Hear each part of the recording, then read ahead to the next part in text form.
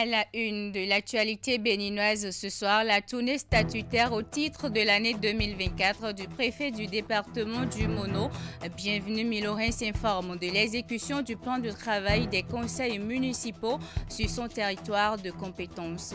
5e édition des journées scientifiques de l'économie béninoise à Cotonou. Les travaux se déroulent autour du thème capital humain et développement durable au Bénin. Plusieurs chercheurs prennent part à ce grand rendez-vous économique que nous résumera Teddy Goudalo.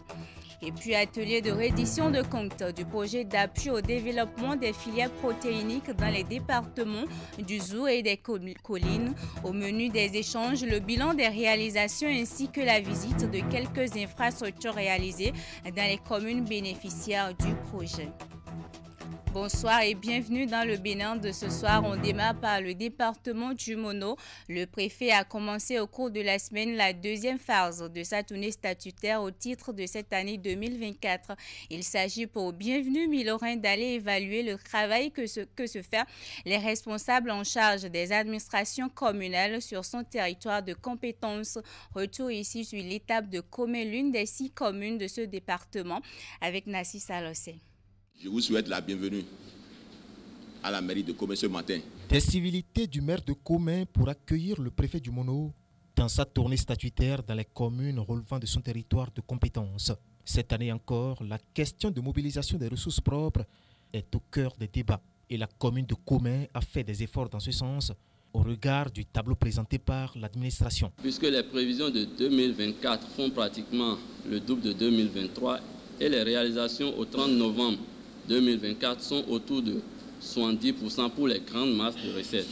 Seulement, le potentiel fiscal connu à cette commune est encore loin d'être atteint et l'autorité préfectorale a tenu à montrer la voie à suivre pour que le gap soit comblé. Nous avons pu mobiliser les acteurs autour de cet enjeu important pour nous en ce qui concerne cette réforme. Nous les avons sensibilisés, notamment les chefs de village, à être vraiment des auxiliaires en matière de mobilisation de ressources propres et à participer pleinement à cette activité sans lesquelles on ne pourra pas avoir les ressources nécessaires pour répondre aux aspirations des communautés, pour adresser des programmes et projets, pour répondre aux besoins de ces communautés. Derrière, l'assistance a eu droit des communications sur les rôles et responsabilités des acteurs communaux dans la mobilisation des ressources propres de la commune à l'ère de la décentralisation et surtout sur les rôles et responsabilités de ces derniers dans la coproduction de la sécurité. Nous sommes à Comé, une plateforme tournante au centre du département où se prospèrent beaucoup de ghettos, même si tous les jours nous faisons des efforts pour les démanteler.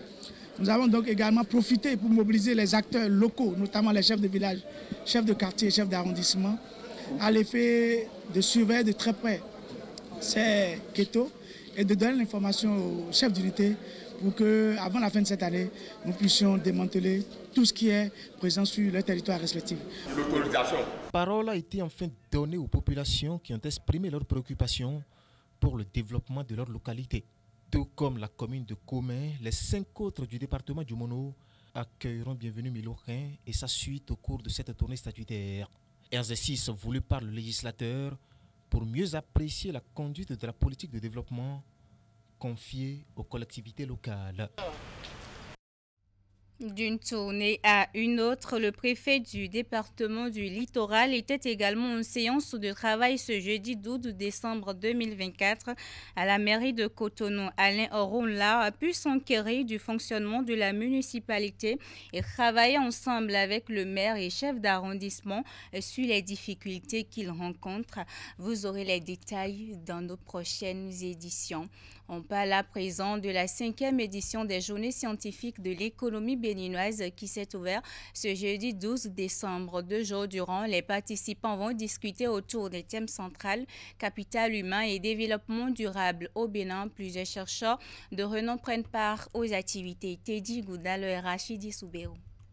Cette mobilisation autour des journées scientifiques de l'économie béninoise n'est pas anodine.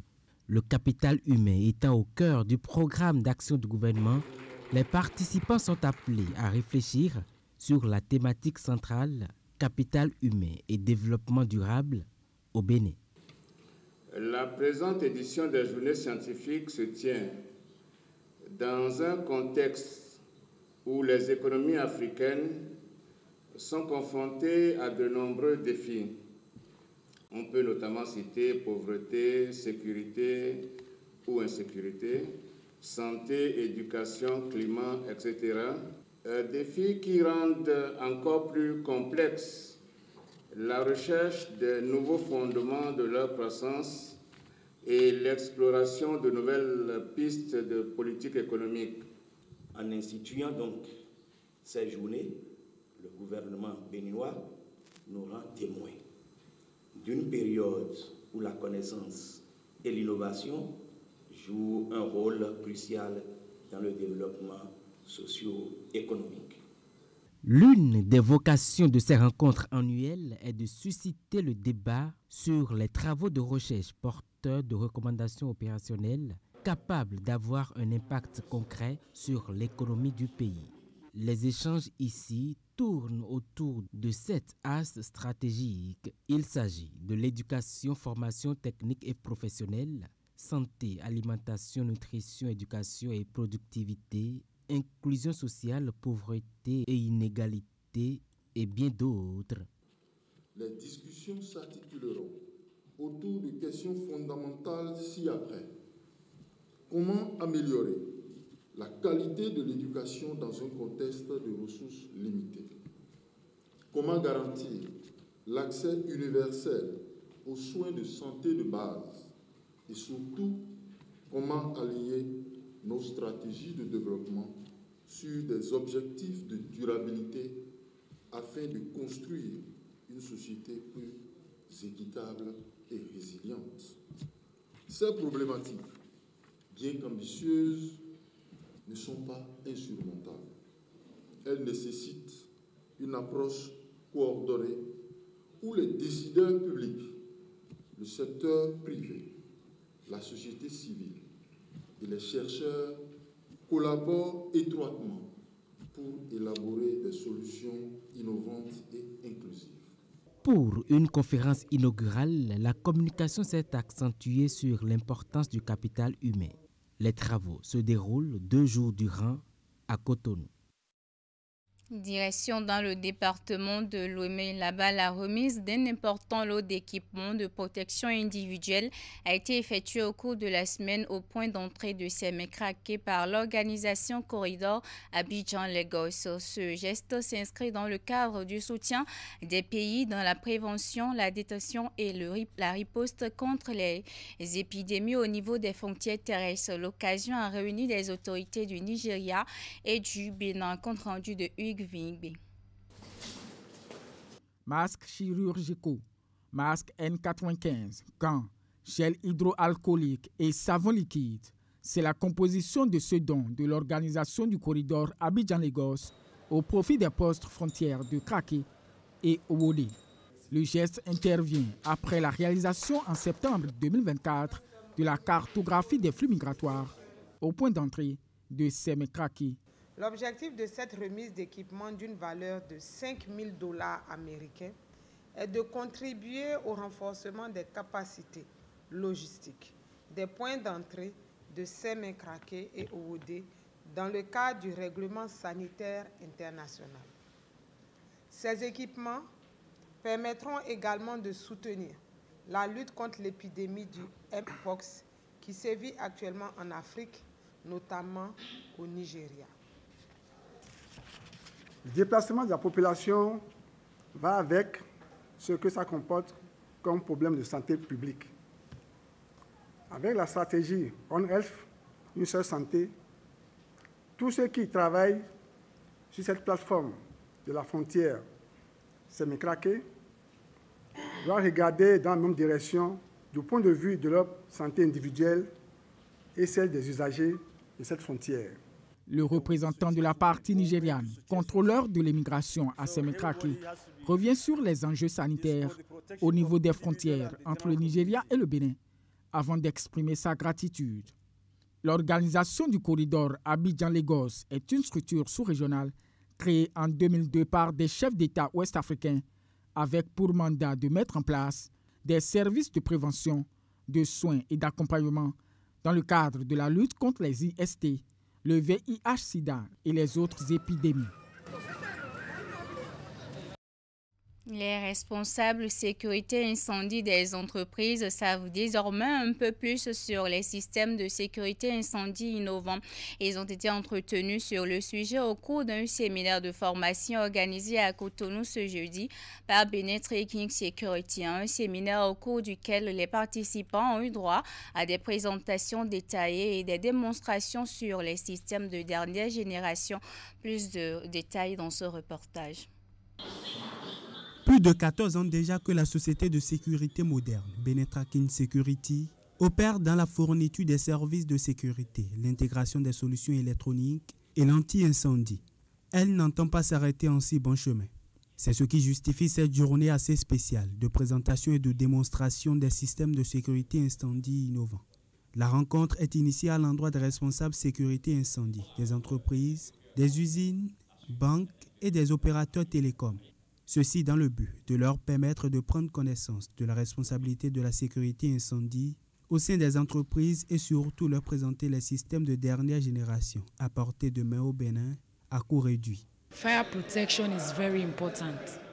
Nous devons savoir que les systèmes de protection incendie que nous avons nous aideront à ne pas perdre des vies humaines, à ne pas perdre également nos entreprises, à continuer à travailler dans nos entreprises et de garder toujours la satisfaction de notre client à cause de notre manière de travailler. To put fire protection system in place. Au cours du présent séminaire de formation, les participants ont été entretenus par 2 capitaines du groupement national des sapeurs-pompiers sur la réglementation incendie et les normes de prévention incendie au Bénin. S'en est suivi une seconde communication sur les stratégies anti-incendie donnée par l'experte nigériane dépêchée pour la circonstance. Celle-ci s'est accentuée sur les cas pratiques basés sur des déploiements réalisés pour des banques, des usines, des opérateurs télécoms dans la sous-région. Des échanges fructueux à l'issue desquels certains ont eu des réponses à leurs préoccupations. D'autres en ressortent avec de nouvelles connaissances. Je suis très satisfait que Benin Tracking puisse nous inviter à assister à une innovation qui existe dans beaucoup de pays, que nous, les pays africains, on était en retard. Pour ce séminaire, j'ai retenu que pour nos sociétés, nous devons vraiment mettre en place un système de sécurité incendie adapté aux nouveaux systèmes qui sont actuellement en jeu, pour que le personnel, les équipements de nos entreprises puissent protéger et rentrer dans les nouvelles technologies qui nous ont été présentées. Nous dirons à tous ceux qui ont des entreprises de veiller à protéger leur installation, parce que c'est toujours bien de protéger les vies humaines, mais également de protéger l'investissement. Et donc de se rapprocher de Benin Tracking Security, parce que avec ce que nous avons vu ce matin, nous avons conscience qu'ils ont ce qu'il faut pour les accompagner en termes de sécurité.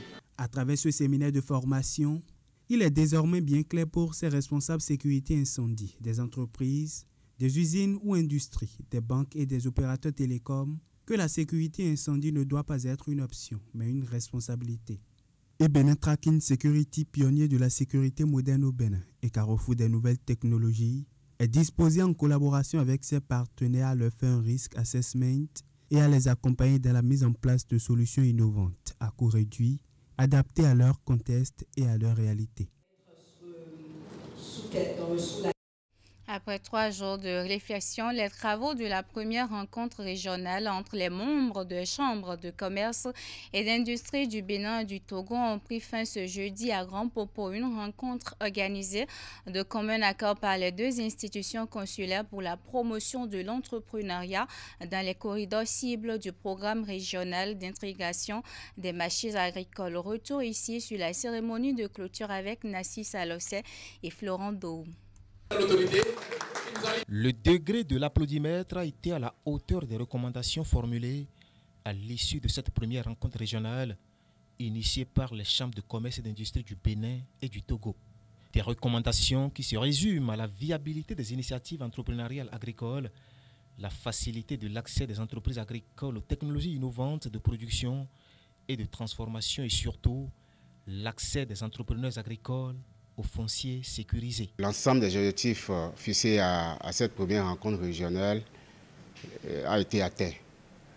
Donc, les participants l'ont noté et nous ne pouvons que nous en réjouir parce que ça n'a pas été facile d'en arriver là.